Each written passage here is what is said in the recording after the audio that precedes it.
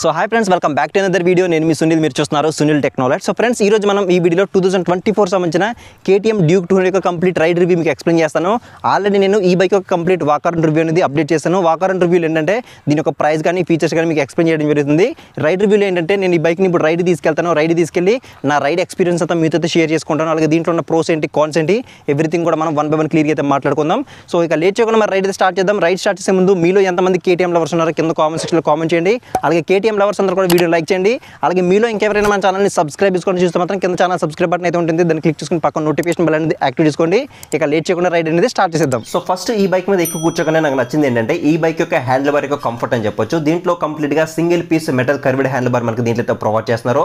మరి అంత ఎక్కువ వైడ్ అయితే ఉండదు, చాలా అంటే చాలా కంఫర్టబుల్గా అయితే ఉంటుంది హ్యాండిల్ బార్ అనేది. అలాగే టర్నింగ్ రేడియస్ గురించి మాట్లాడుకుంటే మరి అంత ఎక్కువ టర్నింగ్ రేడియస్ మనకి దీంట్లో అయితే ఉండదు. సో నార్మల్గా అయితే ఉంటుంది. మీరు టర్న్ చేయాలంటే మాత్రం ఎక్కువ స్పేస్ అనేది మనకి ఆక్యుపై అయితే చేస్తుందని చెప్పొచ్చు. అలాగే నెక్స్ట్ మనం ఈ బైక్ మీద కూర్చున్నప్పుడు దీని యొక్క వెయిట్ అనేది మనం ఖచ్చితంగా ఫీల్ అవుతాము. ఎందుకంటే దీని యొక్క వెయిట్ అనేది కంప్లీట్గా 159 kgs వెయిట్తో మనకి ఈ బైక్ అనేది రావడం జరుగుతుంది. సో ఎప్పుడైతే మీరు రైడ్ చేస్తారో, రైడ్ చేసినప్పుడు మాత్రం మీకు అసలు ఆ వెయిట్ అనేది తెలియదు. బట్ ఎప్పుడైతే మనకి బైక్ అనేది ఆఫ్ కండిషన్ ఉంటుందో అప్పుడు మీరు ఖచ్చితంగా ఈ బైక్ యొక్క వెయిట్ అనేది మీరు నోటీస్ చేస్తారు. అలాగే నెక్స్ట్ మనం మాట్లాడుకోవాల్సింది దీని యొక్క సిట్టింగ్ కంఫర్ట్ గురించి మాట్లాడుకోవాలి. దీంట్లో మనకి కంప్లీట్గా స్ప్రింట్ సీట్తో మనకి రావడం జరుగుతుంది. సో మరి అంత సాఫ్ట్ అయితే ఉండదు, అలాగే మరి అంత హార్డ్ అయితే ఉండదు. సో నార్మల్గా అయితే ఉంటుంది అనమాట. సో బ్యాక్ సైడ్ సీట్ అనేది కొంచెం చిన్నగా ఉండడం వల్ల ఒకవేళ మీరు ఫ్యామిలీ పర్పస్లో చూస్తుంటే మాత్రం నేను స్కిప్ చేసేయండి, ఎందుకంటే ఫ్యామిలీకి అంత కంఫర్టబుల్గా అయితే ఉండదు. అలాగే నెక్స్ట్ సీట్ హైట్ గురించి మాట్లాడుకుంటే దీంట్లో కంప్లీట్గా 822 mm సీట్ హైట్ మనకి దీంట్లో అయితే ప్రొవైడ్ చేస్తున్నారు. సో మినిమం మీరు 5.7 కన్నా హైట్ అయితే ఉంటే కనుక మీరు కంఫర్టబుల్గా అయితే ఉంటుంది. నేను 5.8 హైట్ అయితే ఉన్నాను. సో నాకు కాళ్ళు అనేవి కింద ఎగ్జాక్ట్గా కింద ఉంది అనమాట. సో మీరు 5.7 కన్నా తక్కువ ఉంటే మాత్రం ఖచ్చితంగా మీరు వెయిట్ ఫీల్ అవుతారు. అలాగే నెక్స్ట్ అంటే కంఫర్టబుల్గా అయితే ఉండదు అనమాట. అలాగే నెక్స్ట్ మనం మేజర్గా మాట్లాడుకోవాల్సింది ఈ బైక్ యొక్క ఇంజిన్ పెర్ఫార్మెన్స్ గురించే మాట్లాడుకోవాలి. ఎందుకంటే దీంట్లో కంప్లీట్గా 199cc single cylinder 4-stroke 4 valve BS6 phased కంప్లైంట్కి అప్గ్రేడ్ చేసిన fuel injected liquid cooled DOS engine మనకి దీంట్లో అయితే ప్రొవైడ్ చేస్తున్నారు. సో నార్మల్గా అన్ని బైక్స్లో కూడా మనకి చూసుకుంటే SOS ఇంజిన్తో మనకి రావడం జరుగుతుంది. సో దీంట్లో మనకి DOS ఇంజిన్ ఇచ్చారు కాబట్టి మీకు పెర్ఫార్మెన్స్లో ఎక్కడ కూడా మనకి ఎటువంటి ల్యాగ్ అయితే ఉండదు అనమాట. మీకు ఫస్ట్ గేర్ నుంచి 6th గేర్ వరకు కూడా మనకి ఎక్కడ కూడా ఎటువంటి ల్యాగ్ అయితే ఉండదు.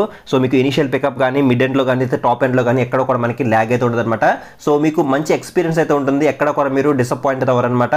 సో ఒక 200cc సెగ్మెంట్లో ఈ యొక్క పెర్ఫార్మెన్స్ అయితే మాత్రం నెక్స్ట్ లెవెల్ అని చెప్పొచ్చు. 200cc ఉన్న బాగా ఎక్స్పెన్సివ్ బైక్ అని చెప్పొచ్చు KTM డ్యూక్ 200 అనేది. బట్ మీరు రైడ్ చేసినప్పుడు మాత్రం ఖచ్చితంగా మీరు పెట్టిన ప్రతి రూపాయి కూడా మీకు పెర్ఫార్మెన్స్ అయితే కనిపిస్తుంది. అలాగే నెక్స్ట్ దీని యొక్క ట్రాన్స్మిషన్ గురించి మాట్లాడుకుంటే దీంట్లో కంప్లీట్ గా 6 speed మాన్యువల్ ట్రాన్స్మిషన్ అనేది ఆఫర్ చేస్తున్నారు. సో గేర్ షిఫ్టింగ్ కూడా పర్లేదు, బాగానే అయితే ఉంది. బట్ అప్పుడప్పుడు నాకు స్టక్ అవుతున్న ఫీల్ అయితే అనిపించింది అనమాట.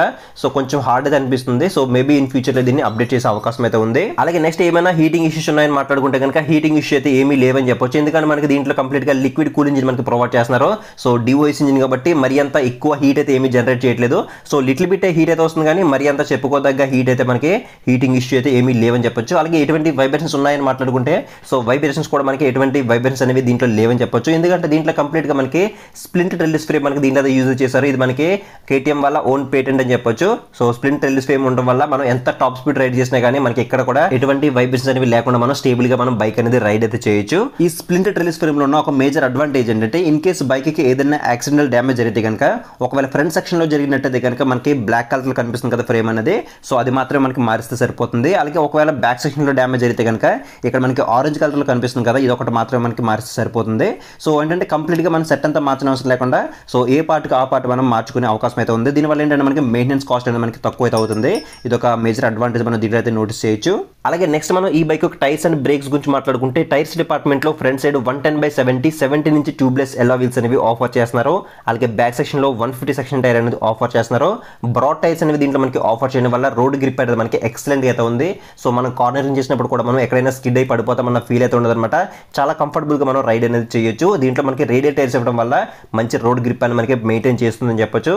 అలాగే బ్రేకింగ్ డిపార్ట్మెంట్ లో కూడా మనకి ఎక్కడ కూడా ఎటువంటి ప్రాబ్లం అయితే లేదు, చాలా యాక్యురేట్ గా మనకి బ్రేక్స్ అనేవి పడుతున్నాయని చెప్పొచ్చు. సో ఫ్రంట్ సైడ్ మనకి 300 mm డిస్క్ అనేది ఆఫర్ చేస్తున్నారు.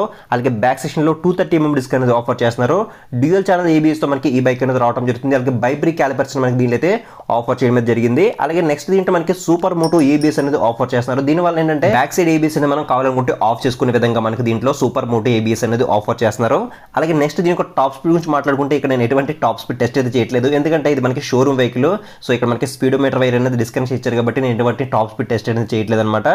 టాప్ స్పీడ్ అనేది మనం 135 kmph నుంచి 140 kmph వరకు మనం మాక్సిమం అనేది టాప్ స్పీడ్ అనేది అచీవ్ చేయొచ్చు. సో మీలో ఎవరైనా టాప్ స్పీడ్ టెస్ట్ అనేది చేస్తుంటే కనుక సో మీరు ఎంత టాప్ స్పీడ్ అచీవ్ చేశారు కింద కామెంట్ సెక్షన్ అయితే కామెంట్ చేయండి. అలాగే నెక్స్ట్ దీనికి లైటింగ్ డిపార్ట్మెంట్ నుంచి మాట్లాడుకుంటే లైటింగ్ డిపార్ట్మెంట్లో మనకి ఎటువంటి ఇష్యూ అయితే లేదనమాట. సో 2024లో మనకి అన్ని లైట్స్ కూడా మనకి కంప్లీట్గా ఎల్ఈడితోనే ఆఫర్ చేస్తున్నారు. సో లుక్స్ పరంగా మనకి ది బెస్ట్ అయితే మనకి ప్రొవైడ్ చేస్తున్నారు లైటింగ్ డిపార్ట్మెంట్లో. అలాగే నైట్ టైం విజిబిలిటీలో కూడా మనకి ఎటువంటి ప్రాబ్లం అయితే ఉండదు. సో మంచి లైటింగ్ సెటప్ మనకి దీంట్లో అయితే ఆఫర్ చేస్తున్నారని చెప్పొచ్చు. అలాగే నెక్స్ట్ దీనికి కన్సోల్ గురించి మాట్లాడుకుంటే కన్సోల్ అనేది కంప్లీట్గా fully digital black and white console మనకి దీంట్లో అయితే ఆఫర్ చేస్తున్నారు. సో కన్సోల్ అనేది మనకి డే టైం విజిబిలిటీ కూడా మనకి పర్లేదు బాగానే అయితే ఉంది. ఎక్కడ కూడా మనకి ఎటువంటి ప్రాబ్లం అయితే ఉండదు. సో కన్సోల్లో మనకి రెగ్యులర్ డే టు డే లైఫ్లో కావాల్సిన ఫీచర్స్ అన్ని కూడా మనకి దీంట్లో అయితే ప్రొవైడ్ చేస్తున్నారు. బట్ బ్లూటూత్ సపోర్ట్ కూడా ఇచ్చుంటే బాగుండదని చెప్పేసి నాకైతే అనిపించింది. అలాగే నెక్స్ట్ దీని యొక్క సస్పెన్షన్ ఎక్స్పీరియన్స్ గురించి మాట్లాడుకుంటే సస్పెన్షన్ కూడా మనకి టాప్ నాచ్ ఎక్స్పీరియన్స్ అయితే మనకి దీంట్లో ఉంటుందని చెప్పొచ్చు. ఎందుకంటే దీంట్లో కంప్లీట్గా front side 43mm USD forks అనేవి ఆఫర్ చేస్తున్నారు. అవి కూడా మనకి WPX బ్రాండ్ నుంచి అయితే. అలాగే బ్యాక్ సైడ్ కూడా మనకి మోనోషాక్ అనేది ఆఫర్ చేస్తున్నారు. చాలా అంటే చాలా స్మూత్ అయితే ఉంటుంది. మీరు ఆఫ్ రోడింగ్ చేసినప్పుడు కూడా మీకు ఎటువంటి ప్రాబ్లం అయితే ఉండదు. చాలా అంటే చాలా కంఫర్టబుల్గా మీరు రైడ్ అయితే చేయొచ్చు. ఇక ఫైనల్ గా మనం మాట్లాడుకోవాల్సింది ఈ బైక్ లో కాన్స్ గురించి మాట్లాడుకోవాలి, అంటే మైనస్ పాయింట్స్ గురించి మాట్లాడుకోవాలి. సో ఫస్ట్ మైనస్ పాయింట్ నాకు ఈ బైక్ లో అనిపించింది ఈ బైక్ యొక్క ప్రైస్ అని చెప్పొచ్చు. సో ప్రైస్ అనేది అప్రాక్సిమేట్లీ 2,42,000 ప్లస్ అయితే అవుతుంది అనమాట ఆన్ రోడ్ సరికి. సో 200cc సెగ్మెంట్ బైక్ కి 2,40,000 అంటే మాత్రం చాలా ఎక్కువనే చెప్పొచ్చు. బట్ ఈ బైక్ యొక్క పెర్ఫార్మెన్స్ కి ఈ బైక్ లో యూస్ చేసిన పార్ట్స్ కి సో ప్రైస్ అనేది ఓకే అని చెప్పొచ్చు. అండ్ నెక్స్ట్ ఏంటంటే ఇప్పుడు ఈ ప్రైస్ సెగ్మెంట్ లో ఇంకా మిగిలిన ఫీచర్స్ అనేవి ప్రొవైడ్ చేసుకుంటే బాగుంటుందని అనిపించింది. దాంట్లో మనకి క్విక్ షిఫ్టర్ కానీ లేదా అసిస్టెంట్ స్లిప్పర్ క్లచ్ కానీ అడ్జస్టబుల్ క్లచ్ రివర్స్ కానీ ఇవి యూజ్ చేస్తుంటే బాగుంటుందని అనిపించింది.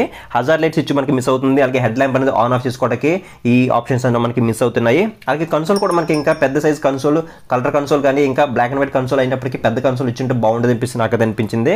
సో బ్లూటూత్ సపోర్ట్ కూడా దీంట్లో మనకి ఆఫర్ చేస్తే బాగుంటుందని అనిపించింది. సో బైక్ యొక్క వెయిట్ కూడా మనకి కొంచెం ఎక్కువ వెయిట్ అయితే ఉంటుంది. అలాగే సీట్ హైట్ కూడా మనకి దీంట్లో ఎక్కువ అయితే ఉంటుంది అనమాట. అండ్ ట్రాన్స్మిషన్ కూడా మనకి కొంచెం మనకి హార్డ్ అయితే ఉంటుంది. అండ్ నెక్స్ట్ సీట్ యొక్క కంఫర్ట్ కూడా మనకి కొంచెం మనకి హార్డ్ అయితే ఉంటుంది. సో ఇవి ఈ బైక్ లో నేను అబ్జర్వ్ చేసిన కాన్స్ అయితే ఇవన్నమాట. ఇక ఫైనల్ గా ఈ బైక్ ఎవరు పర్చేస్ చేస్తే బాగుంటుందని మాట్లాడుకుంటే కనుక ఎవరైతే KTM లవర్స్ ఉన్నారో వాళ్ళు ఖచ్చితంగా ఈ బైక్ అనేది పర్చేస్ చేస్తారు. అండ్ ఎవరైతే 200cc సెగ్మెంట్ లో ఒక మంచి పవర్ఫుల్ మిషన్ కోసం చూస్తున్నారో, ఎవరైతే ఒక పవర్ఫుల్ బీస్ట్ కోసం చూస్తున్నారో, అది కూడా ఒక KTM లాంటి ఒక మంచి బ్రాండ్ నుంచి చూస్తే మాత్రం ఖచ్చితంగా మీకు ఒక ఆల్రౌండర్ ప్యాకేజ్ అని ఖచ్చితంగా చెప్పొచ్చు. దీంట్లో మనకి అన్ని కూడా మనకి చాలా ప్రీమియం గా దీన్ని డిజైన్ చేశారని చెప్పొచ్చు. ఇంజన్ లో మనకి బీస్ట్ పెర్ఫార్మెన్స్ అయితే ఉంటుంది. అలాగే టైర్స్ కూడా మనకి మంచి బ్రాడ్ టైర్స్ అనేవి ఆఫర్ చేస్తారు కాబట్టి మంచి గ్రిప్ అయితే ఉంటుంది.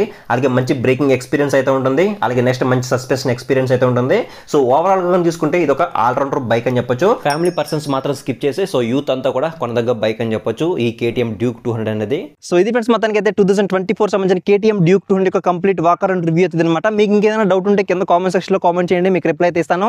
అండ్ ఒకవేళ మీరు ఈ బైక్ అనేది పర్చేస్ చేయాలనుకుంటే కనుక ఇక్కడ స్క్రీన్ మీద అమలాపురం KTM షోరూమ్ వాళ్ళ నెంబర్స్ అనేవి ప్రొవైడ్ చేస్తాను. మీరు వాళ్ళకైతే కాల్ చేసి దీని యొక్క డీటెయిల్స్ కానీ ఇంకా మనకి KTM షోరూమ్ లో మనకి KTM Duke 125 కానీ 390 కానీ RC కానీ ఇవన్నీ మనకి అవైలబుల్ అయితే ఉన్నాయి. సో వాటి యొక్క డీటెయిల్స్ కూడా మీరు ఎగ్జాక్ట్గా మీరు తెలుసుకోవచ్చు అనమాట. సో ఇది ఫ్రెండ్స్ మొత్తానికి అయితే ఇవాళ వీడియోని ఖచ్చితంగా లైక్ చేయండి. అలాగే మీ ఫ్రెండ్స్ అండ్ ఫ్యామిలీ మెంబర్స్ కూడా షేర్ చేయండి. ఇలాంటి బైక్ రిలేటెడ్ వీడియోస్ అనేవి డైలీ మన ఛానల్లో అప్లోడ్ చేస్తుంటాను కాబట్టి మీలో ఇంకెవరైనా మన ఛానల్ని సబ్స్క్రైబ్ చేసుకొని చూస్తే మాత్రం కింద ఛానల్ సబ్స్క్రైబ్ బటన్ అయితే ఉంటుంది. దాన్ని క్లిక్ చేసుకుని పక్కన నోటిఫికేషన్ బెల్ అనేది యాక్టివ్ చేసుకోండి. సో నెక్స్ట్ వీడియోలో మళ్ళీ కలుద్దాం.